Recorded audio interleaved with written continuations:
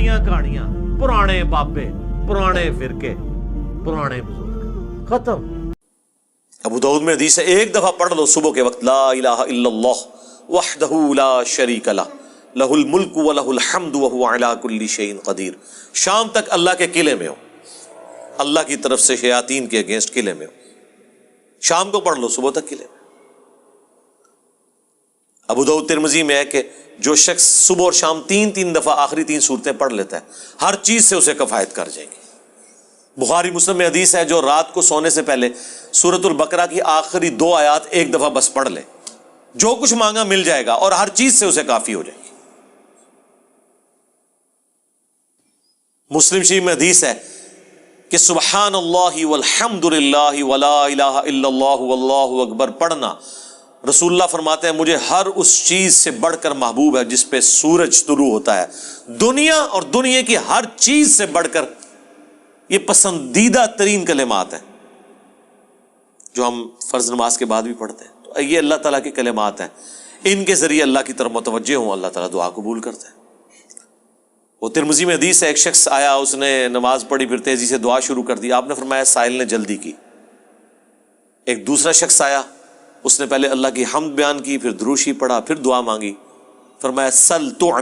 تعطا، مانگ تجھے دیا جائے گا، مانگ تجھے دیا جائے گا۔ اور نماز میں بھی پروٹوکول آپ دیکھیں کیا ہے، پہلے اللہ کی حمد بیان ہوتی ہے، التحیات للہ والصلوات والطیبات، پھر درود شریف، اور اینڈ پہ جا کے دعائیں آتی ہیں۔ دعا کا پروٹوکول ہے اللہ کی تعریف اور اس کے بعد درود شریف اور پھر دعا، اس کے بغیر دعا قبول نہیں ہوتی۔ اور جس نے تیزی سے دعا کی تھی نا، ترمذی میں حدیث ہے، پھر حضور نے اسے بلایا اور سمجھایا کہ پہلے اللہ کی حمد بیان کرو، پھر مجھ پر درود شریف پڑھو، پھر اللہ کی طرف متوجہ ہو، اللہ دعا قبول کرے گا۔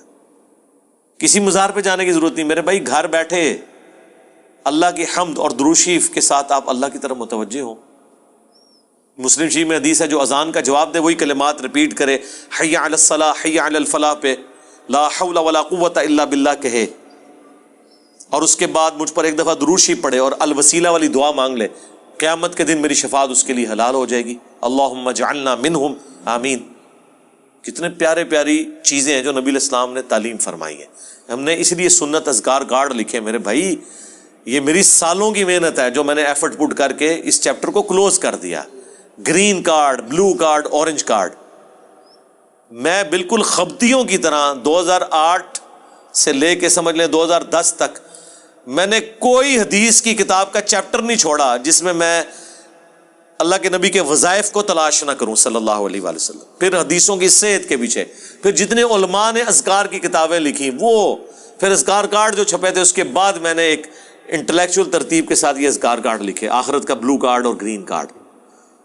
ہماری ویب سائٹ پہ رکھے ہیں، ڈاؤن لوڈ کریں تو اس کو پڑھیں، ان کے ترجمے بھی ساتھ لکھیں تاکہ آپ کو سوز و گداز فیل ہو۔ صرف عربی پڑھنے سے تو نہیں آپ کو پتہ چلے گا اگر آپ کو پتہ ہی نہ ہو کہ اس کا مطلب کیا ہے۔ حسبنا اللہ و نعم الوکیل، بخاری کی حدیث ہے، ابن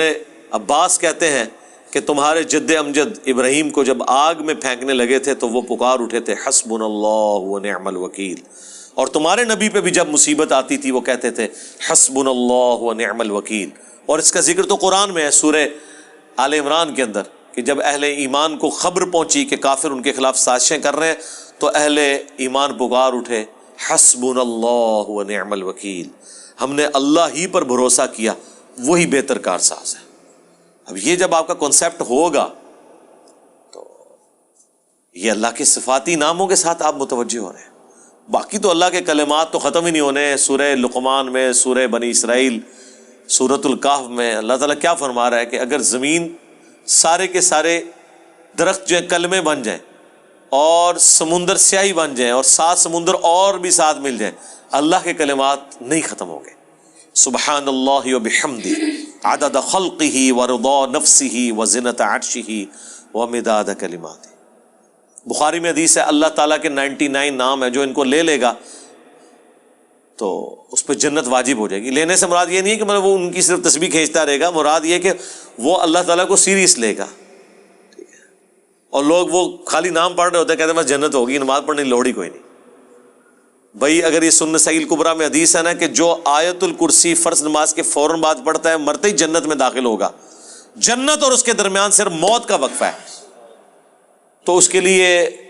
نماز بھی پڑھنی پڑے گی، صرف آیت الکرسی پڑھنے سے کچھ نہیں ہونا۔ تو یہ اللہ تعالیٰ ہمارا تمام اچھے نام اللہ کے لیے، ان کو اس کے ناموں کے ساتھ پکارو۔ سورۃ الحشر کی آخری 3 آیات پھر احادیث میں بھی آئے ہیں، سنن ابی داؤد میں حدیث، ترمذی میں، کہ جو شخص ان کلمات کے ساتھ متوجہ ہوتا ہے، اللہم انی اسألک بانک انت اللہ لا الہ الا انت الاحد الصمد الذی لم یلد ولم یولد ولم یکن لہ کفوا احد، تو اللہ تعالیٰ اس کو واپس نہیں کرتا۔ ترمذی میں آیا لا الہ الا انت سبحانک انی کنت من الظالمین، اللہ واپس نہیں کرتا۔ بخاری مسلم میں آیا لا حول ولا قوت الا باللہ، اللہ کے جنت کے خزانوں میں سے ایک خزانہ ہے۔ تو یہ اسماء الحسنہ جو ہے اللہ تعالیٰ کے نام، اس کے صفاتی نام، وہ نہیں ہے جو آپ کو صوفیاء بتا رہے ہوتے ہیں کہ اتنے ہزار دفعہ یہ نام تسبیح کھینچ لیں، وہ نہیں، وہ ایک دفعہ ہی بہت ہے میرے بھائی، یہ ایک ہی دوائی کام کر دیتی ہے۔ زیادہ زیادہ 3 دفعہ دعائیں آئی ہوئی ہیں، 7 دفعہ آئی ہوئی ہیں، 10 دفعہ آئی ہیں، اس سے زیادہ نہیں، سوائے تسبیحات کے جو 33 دفعہ ہیں یا 100 دفعہ ہیں۔ دعائیں تو آپ کو آیت الکرسی ایک ہی دفعہ پڑھنی ہے فرض نماز کے بعد،